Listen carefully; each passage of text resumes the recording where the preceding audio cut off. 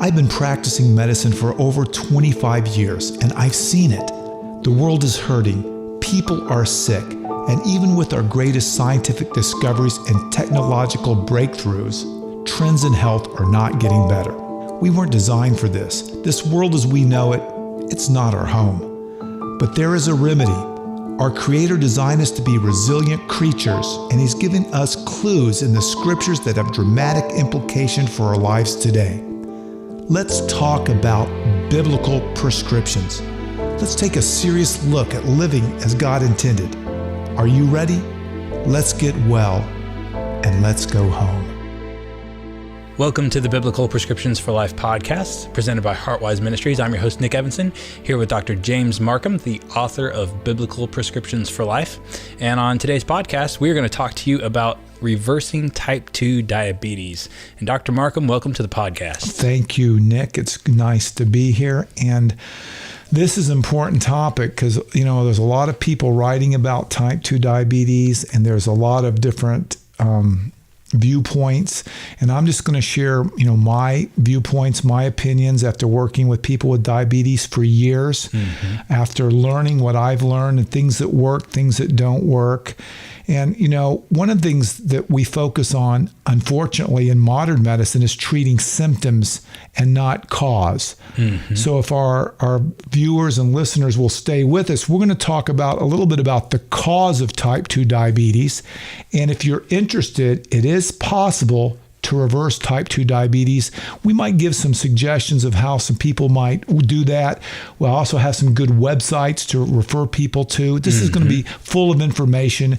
And if people want to get a hold of us, how would that, if they have a question about this podcast? That's right. The best way to get in touch with us is to go to biblicalprescriptions.com/podcast. That's biblicalprescriptions.com/podcast. And on the side there, you'll see a place where you can submit your questions. If you have questions about the Bible study, Biblical Prescriptions for Life, it's a 7-week Bible study for small groups, and it's all about focusing on scriptures that have implication for lifestyle change. And it ties the spiritual and the physical together. It's a great resource for those looking for study group materials, or if you want to change something about your health.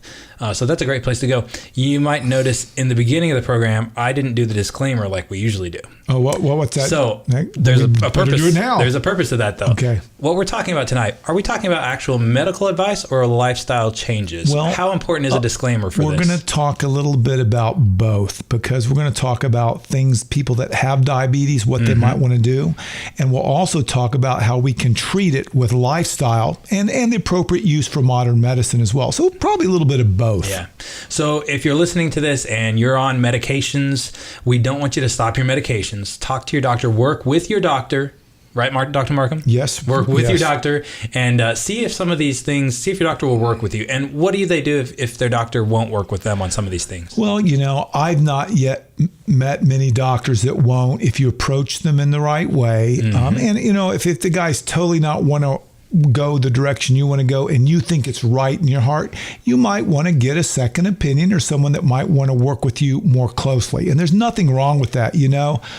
People look at different, how many different stores do you go to buy your groceries? If you're not happy with one store, you're going to go to another store. Not that store was necessarily bad, but it didn't fit what you wanted in the store. Right. Well, we do the same thing with other services. And I think, your relationship with a physician is such a close relationship. You want someone that's on the same path that you are. Right. Before we jump into the heart of the discussion here, I want to read something that someone submitted to our website, biblicalprescriptions.com/podcast. You can contact us there.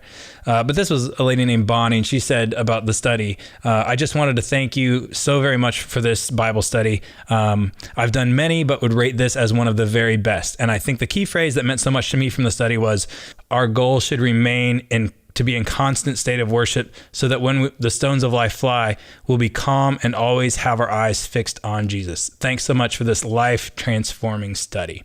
Thank you, Bonnie, for those kind statements. But what differentiates this study from others that are out there? There's a lot of great studies about lifestyle, nutrition, how to lose weight, how to do things. But we really show how the physical and the spiritual go hand in hand.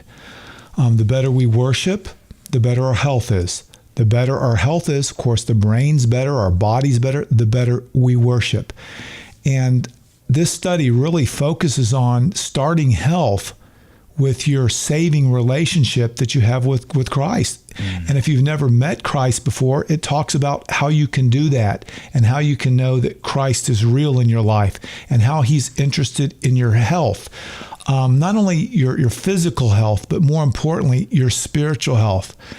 And I think back to the New Testament, and depending on what source you read, Christ did up to 35 miracles in the New Testament that were recorded. Many weren't. Yeah. And of those, approximately 23 were some type of physical healing. But Nick, of those physical healings, the lepers, the blind, the maimed, of those, how many do you think those eventually died? All of them.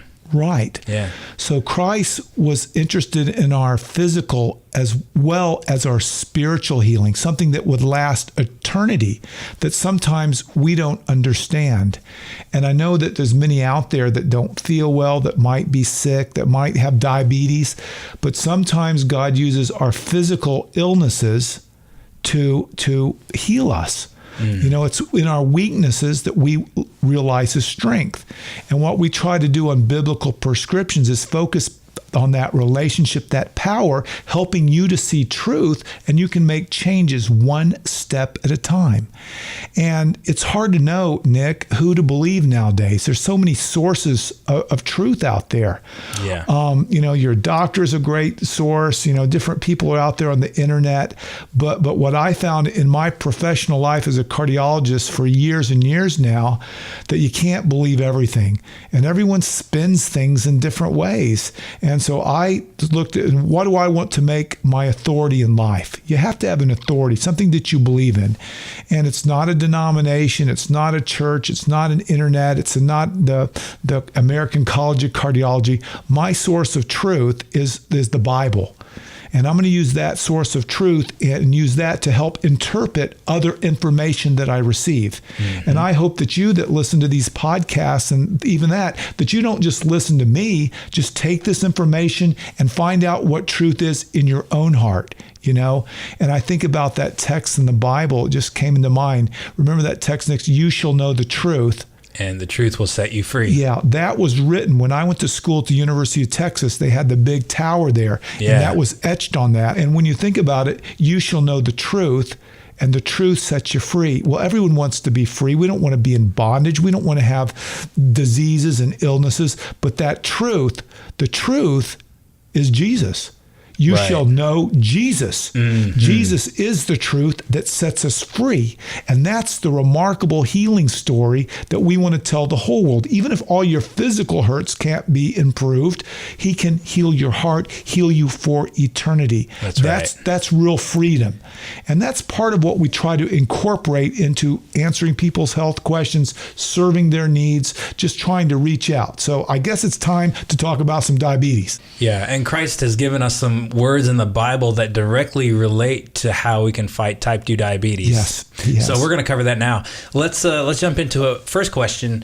You don't have to get into details about what all the different causes are, but what are the different types of diabetes? We know type 2 is the one we're talking about tonight, but what are the other kinds? Well, we're going to mainly talk about type 2. And the reason is, Nick, is they're estimating by the mid-century in the United States that 1 in 3 people will have diabetes. That's epidemic proportion. And the average cost to take care of a diabetic a year is between $14,000 and $15,000. That's a lot of money. That's very significant. And the different types is one type of diabetes is one that you're dependent on insulin. Okay. Insulin to get blood sugar into the cells so you can have energy. The cells need energy. So insulin is the vehicle that brings the sugar into the cells. And every cell needs sugar to work. It's the energy source. Okay. When type 1 diabetes, that's not as prevalent as type 2, your pancreas does not make insulin. The islet cells have been destroyed by whatever reason. You don't make insulin, so you're dependent on insulin to live. Is that often genetic? Well, it could be genetics, but a lot of people are hypothesizing that something immunologic damages those cells. Okay. And many people have thrown things out from antigens and dairy products to many different theories, but something damages those cells or the genetically, so they don't make insulin. So no insulin, no sugars in the cells. So the body in type 1 starts breaking down other things for energy. It breaks down things that make acids in the body. It makes people very sick and very weak. So that's type 1. Not very many people have that in the big scheme of things, and those people are dependent on insulin. So they take shots to get their insulin? Shots, and that's now, every day, right? Yeah, every day for their entire life. Now, some people are really working with insulin pumps. These are pumps that they put inside their body that constantly measures the blood sugar, and it constantly gives them a certain amount of insulin. Before this, people with type 1 diabetes would die very young. They would die before we had insulin and all this technology. So there is a place for modern medicine. Type 2 diabetes, okay, is, they call that adult onset diabetes or type 2. That's where the body, they're making plenty of insulin, but the door to the cells are all clogged up. Okay, the door is jammed. Okay. Can't get into the cells. And that is because there's fat that clogs up the doors. So the insulin is there, but it can't bring the sugar in. Okay. So the sugar builds up in the body. If it builds up high enough, you get very, very thirsty, because what happens is the sugar's so high it brings water into the bloodstream. You go to the bathroom a lot. Because you go to the bathroom a lot, you're thirsty a lot. Frequently in type 2 diabetics, they can't get sugar in, so they break down other things. They might have muscle wasting. Some people actually lose a lot of weight when this happens. They might start to have symptoms. One of the common ones is fatigue, very thirsty, going to the bathroom a lot, having no energy. They might have some visual changes. These are the short-term symptoms. Okay. Now there's another type of diabetes that's out there. It's called type 1.5. So that type of diabetes it might be a little bit genetics. Let's say your pancreas is designed to run out of insulin based on your genetics at a certain age. Well, let's say it has to pump out a lot of insulin because you've jammed up the receptors with fat.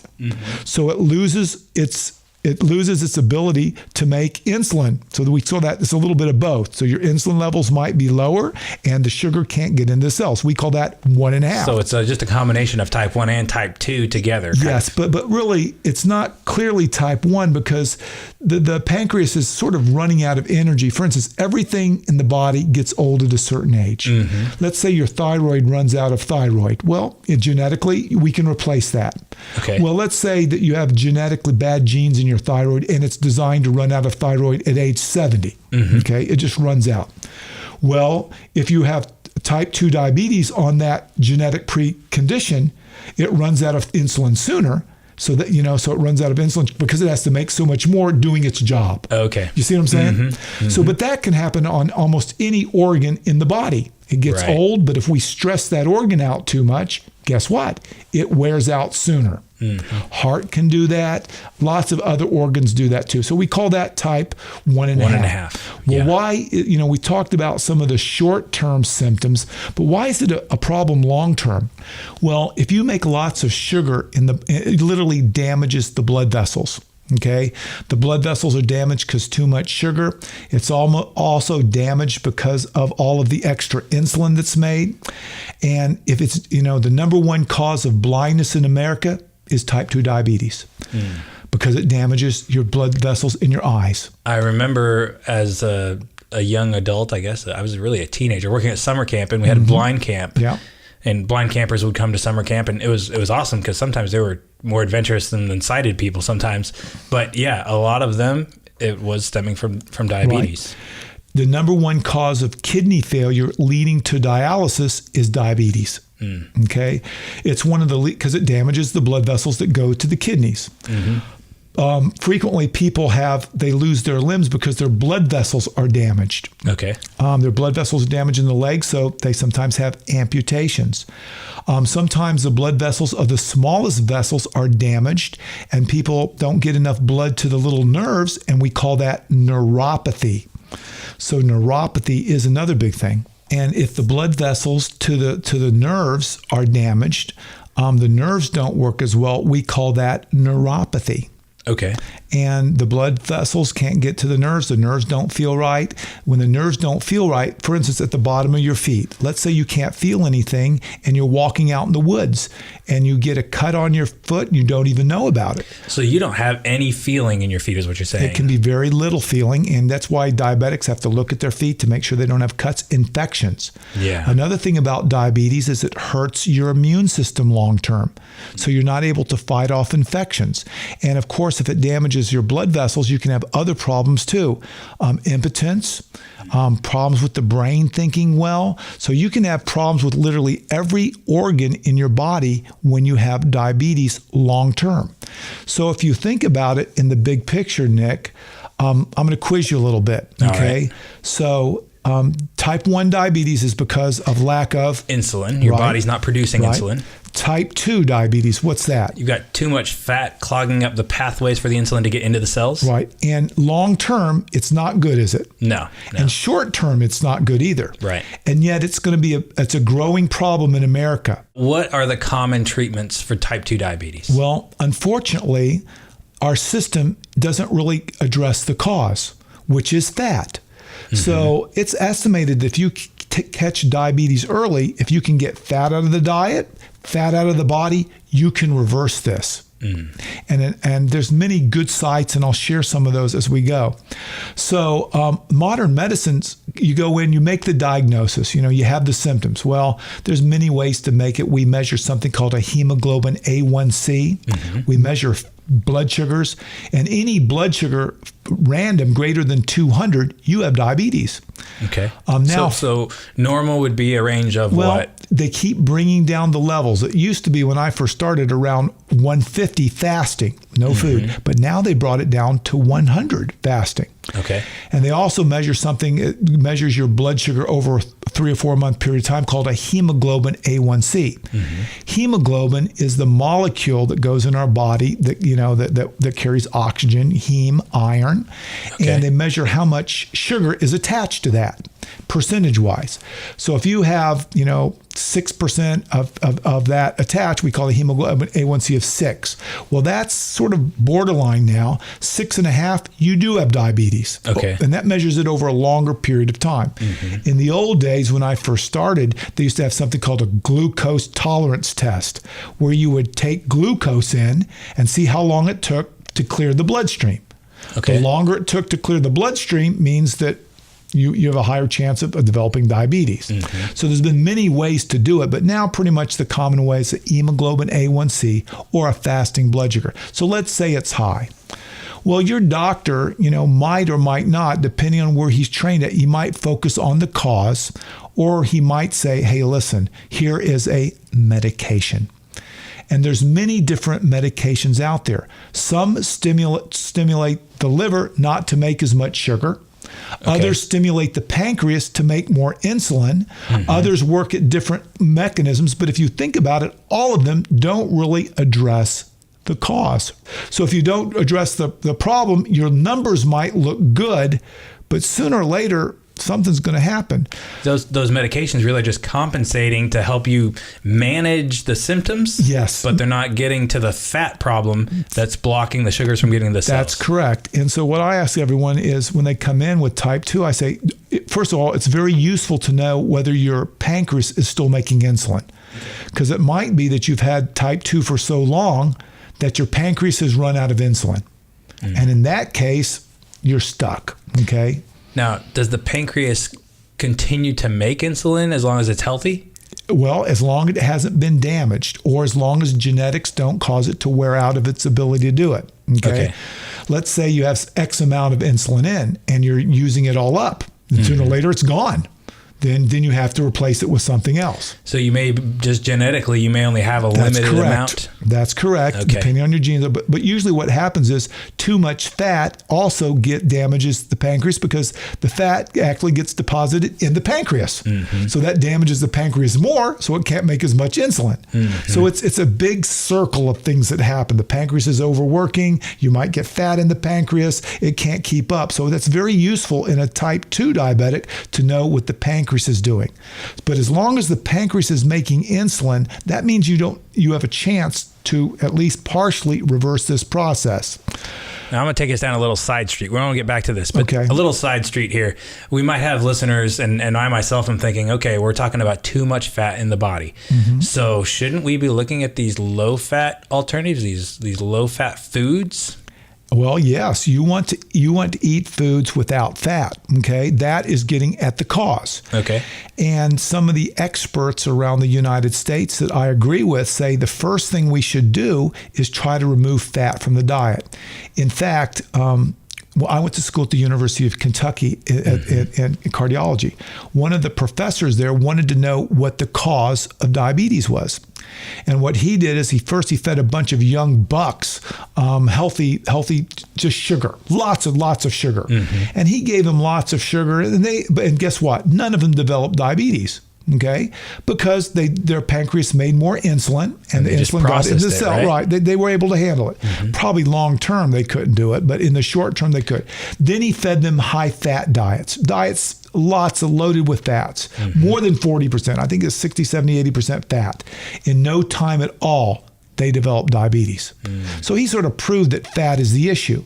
Well, our diets now are so much fat. A piece of meat has 40% fat. The average person's eating 40%, if not more, fat. We like the grease. We like all that stuff. We don't exercise as much. We store up the fat. And then sooner or later, we develop a problem like diabetes. 1 in 3 Americans are going to get this at some period in their lives if we don't start getting at the cause. The earlier, the better. So the problem is the fat. And the standard American diet is a lot of fat. We're talking hamburgers, we're talking fries, milkshakes, cookies, donuts, chips, all that stuff. Just it's high fat because it's processed. Okay. Yeah, and another thing that a lot of the processed foods have things like high fructose corn syrups. A lot of these fats. Something like high fructose corn syrup, even though it's a sugar, it causes the insulin to make insulin-like growth factor. So all of a sudden, when the body sees that, it makes more of this hormone that all of a sudden starts kicking out. And guess who runs out of insulin sooner? Yeah. It's a hormone. It makes you grow when necessarily you don't need to grow. Yeah, it sends false triggers that your body doesn't need. So all of these chemicals that are in our diet are not good in preventing diabetes. And yet our system focuses on spending $14,000 or $15,000 a year on glucometers, strips to measure it, lots of medications that don't necessarily get at the cause. So you can see this the pharmaceutical companies are loving it, huh? Yes, they're loving it because every couple of years they come up with something new. And I can remember many ones that were on the market that are no longer on the market because it caused damage to people. But there are about 5 or 6 every couple of years we come up with something new. And yet we don't focus on giving people real information they can use to solve the problem. A lot of people come to the office, they don't even know that fat is their enemy. They don't even know that this is reversible. They think they might have to take a medicine the rest of the life because that's sort of what they're told. Oh, you got diabetes, here, take this medicine. Well, that doesn't solve the problem. And yet the downstream problems with the eyes, the kidneys, the most common etiology that leads to heart disease is diabetes. So you want to get this looked at, the sooner the better. The younger we can treat it and reverse it, the better. So if you're out there and you think you might have diabetes, you think you might be developing, this is perfect for you. And this really is going to apply to a lot of people. And some people might not even know they have diabetes right now, but it's developing because of the fat in their body. You see what I'm saying? Yeah. So you can look at the lab work and it's normal, but because you have fat in you, this process is occurring. And it might not show up for 10, 15, 20 years. And then all of a sudden you have these terrible symptoms. So this is something that we want everyone to be aware of. So I feel like I've got a pretty good understanding now of type 2 diabetes. We're talking about insulin that's being produced in the body and it can't get into the cells, and all the sugars just in the bloodstream can't get into the cells because there's too much fat. And the fat A lot of it is caused by the standard American diet, eating all these fatty foods, more than 40% fat in a diet. And so doctors are prescribing medications that are treating symptoms a lot of times, but not getting to the root of the problem. That's the gist of it. So where do we go from there? Well, the first thing is an awareness that you are a good physician and you have responsibility for taking care of you. So the patient. Yeah, I think so. And I think that's why we're talking about this, to give everyone another viewpoint of what might be an option for them if you're told you have diabetes or you don't want to get it. See, that's what I worry about, Nick, is I worry about all the people that are out there that don't even know they have it. So the blood sugar looks normal they're not having a symptom, right? So they feel like everything's going good. Now, of course, they probably carry extra weight. They probably eat the wrong foods, but sooner or later, that the pancreas can't keep up and the blood sugar is going to shoot up. Then they're going to develop a symptom. And so what we need to do is get people to understand they have to get fat out of their diet. They have to get fat out of their body. They have to start moving one step at a time in the right direction to reverse disease if possible. And that's why one of the best biblical prescriptions we have is in Genesis, where God gives us this perfect diet and says, listen, I've created you to have fruits, vegetables, nuts, and grains.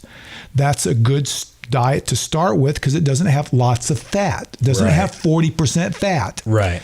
Now, some people, if they burn off all their fat, they might be able to live with a higher fat diet, but most people cannot do that.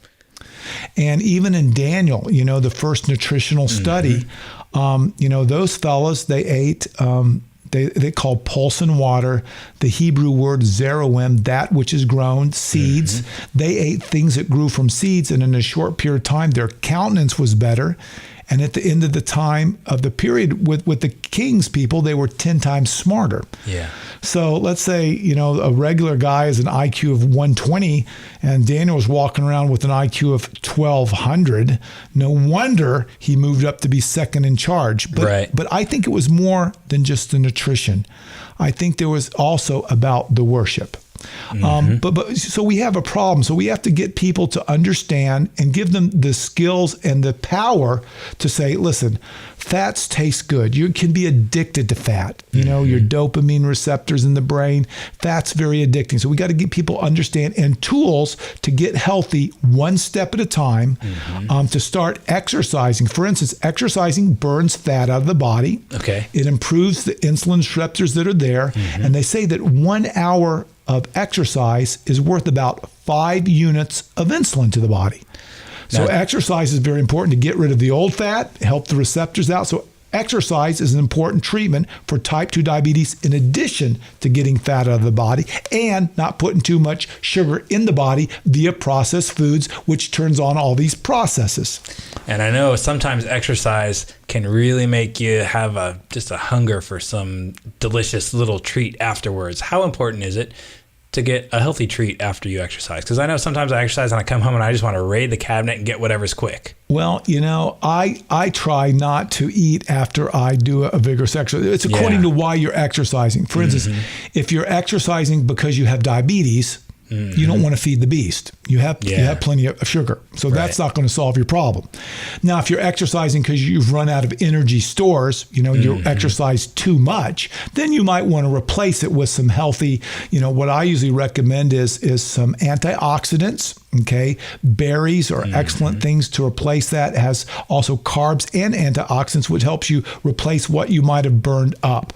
Now, if you're a diabetic, you have plenty of sugar to begin with. So sugar is not the problem. It's getting it into cells. So you don't need to take more sugar in. You need to unblock those insulin receptors, get them working better. And that's what you've done with exercise.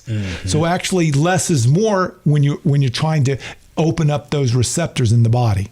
So it's according to why you're doing it. But I'm hoping that through this discussion, Nick, that you sort of have a feel for what this is about, because we can't learn all of the details in one simple podcast, but I want to paint a big global picture. So does this make sense to you, Nick? Does this make sense? And you can see why it's such a big economic problem, both the short term and the long term. And you can see why people just aren't trained. There's not a lot of money to be made in coaching someone, moving them one step at a time, teaching them how to change things and giving them the power to do that, and yet not discouraging them. It's so easy. Oh, I can't do that. I can't give up my fries. I can't go on a walk. But you try to meet them and change, work with them one step at a time. And that's why I think the spiritual part is so important. Through that relationship we have with Christ, he gives us power to do things that we can't do on our own. Mm-hmm. And we ask for his help, and he can actually change our brains, the way we think, our desires, and actually help us to make not only the food changes, but other changes as well. Yeah. So you mentioned exercise. Let's say it's going to vary from person to person, but how often and how long and how hard do people, we're not talking about running marathons all the time or doing crazy long bike rides. What are we talking about? And I like to meet people where they're at. Some people the simple thing might be that just get up every hour and walk around the room and take some deep breaths. Mm-hmm. That might be where you need to start and build on that. Okay. For some people, it might be wearing a Fitbit and counting your steps today and working up to 10,000 steps a day. Mm-hmm. Some people might need to make changes quicker, and they might need to get their insulin levels up, their receptors better quicker. So they want to reverse this quicker. In that case, you might walk on a treadmill, and you might gradually build up your time to how quick you want to do these things. Mm-hmm. So it varies from person to person, but a minimum, I would say, in helping yourself out is at least 45 minutes of aerobic. So maybe some light weight training, lots of stretching, and do it on a regular basis. Now, I think it's not a bad idea to take 1 weekday off a week to rest. Mm-hmm. But if you certainly wanted to do it on a routine basis, I think it's good to have variety in what you do. Maybe, if you like to walk, you have to bike, do things. I walk on the treadmill. And when I walk on the treadmill, I put my Beats headphones on. I get out my phone and I might listen to a Bible study. I might listen to some music from the past. Mm-hmm. It's amazing now with technology what you can do. The time really passes when you have a little study to watch or read or something. And I know you like to ride bikes. I do, yeah. Other people like to swim. Sometimes you can just walk more during the day and you can build in your steps during the day. But the bottom line is we want everyone, not only for diabetes, but for other problems, to move more, to walk and get regular exercise, and to get fat out of the diet. Now, there's a good website if you want to learn more about some specifics of diet, and this is by Neil Barnard. It's Physicians Committee for Responsible Medicine.org. That's PCRM.org. Now, another great website, if you want to do it quick, or give you a 10-day jump start where you kick yourself in the arm and just do it for 10 days and see how you feel and look at the numbers. Mm-hmm. And that is plantpurenation.com. And if you want a website that will pray for you, that God will help you do this, I want you to invite to go to our website, heartwiseministries.org. And if you think that you would like to have God working with you on this and want an organized study over a period of time, I think a good website is biblicalprescriptions.com. I think that's a good place to start in putting the two worlds together. Absolutely. So we've gone just a little bit longer here than a normal podcast did, but that's all right. We're getting some extra good quality stuff here. I want to get just a little bit of a picture before we close of what the ideal diet is for someone who's got type 2 diabetes and they want to try and do something about it and they're willing to exercise a little bit. What is the ideal diet? Not that everybody's going to do it perfect, but what are we striving for? Well, you want to eat things that grow and things that aren't processed. So anything that grows, you can eat. You can eat as much salad as you want. You can eat lots of grains, lots of beans. Mm-hmm. You want to avoid processed foods, things in wrappers, things in cans, things like chips and processed cereals and crackers and candy bars and donuts and things like that. You want to avoid meats, with the meats have lots of fat in it. You want to avoid things like ice cream and cheese and those type of things, and eat basically more things that grow. And the one website, the PCRM.org website, that gives you tons of ideas, tons of dinners. The Plant Pure Nation site actually got dinners you can actually order and cookbooks you can get to help you learn more. But basically, you want to eat things that are real. You want to go to the produce section. You want to eat more of that and less things that are processed and in cans and in foods. And remember, Nick, this is a journey one step at a time. Diabetes type 2 did not develop in one night. Right. It takes time, and it takes God holding your hand, pulling you along this journey, helping you do these things that it's not so easy in our society to do. But as people do this, they feel better than they've ever felt in their life. And God empowers them to make the changes. Yeah. Well, Dr. Mark, I want to thank you very much. I understand diabetes better myself now, from our podcast here. So thank you very much. And I'm sure our listeners appreciate it too. I know there's going to be questions. There will be questions. So if you have a question, we want you to go to our website, biblicalprescriptions.com/podcast. And you can submit your questions there, comments, anything you want to say to us. Go to the website, leave a comment. And if it's a question, we'll try and get it in on one of our next podcasts. And that's about all the time we have. Thanks again, Dr. Markham. And if you've enjoyed the podcast, we want to encourage you to leave us a review wherever you're listening to this. If you're on YouTube or on Stitcher, SoundCloud, iTunes, wherever you're listening or watching, leave us a 5-star review, and that'll really help other people find this content. And we want to start a movement here towards living more in line with the way God designed us to live. And your contribution of leaving a review and helping other people find out about this message will be a great way to support us. So thank you very much.